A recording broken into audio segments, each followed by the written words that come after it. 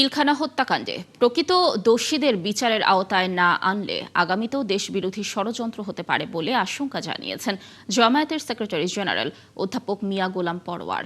BDR বিদ্রোহে শহীদদের স্মরণে সকালে রাজধানীর পল্টনে আলোচনা সভায় তিনি বলেন, অজানা কারণে এই হত্যাকাণ্ডের প্রকৃত রহস্য বের করা যাচ্ছে না। নিরপরাধ অনেক বিডিআর সদস্য অন্যায়ভাবে কারাবন্দী রয়েছেন।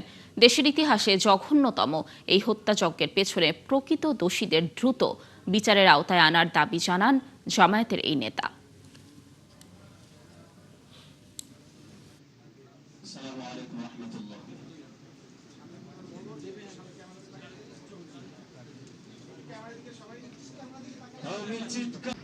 আমরা কতদিন এই নির্মমতার বোঝা বয়ে চলব?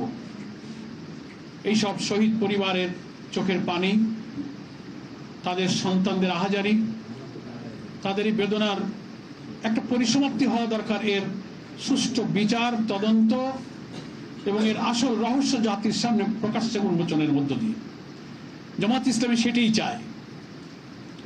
একদিকে বিশেষ ট্রাইব্যুনালে বিচার চলছে, আবার দেখা যায় বিচারিক দিক থেকে বলা হচ্ছে যে আপিল ডিভিশনে বিচারাধীন, এটাকে পুনঃতদন্তের একটা আইনি প্রক্রিয়া ছাড়া যাওয়া যাবে না।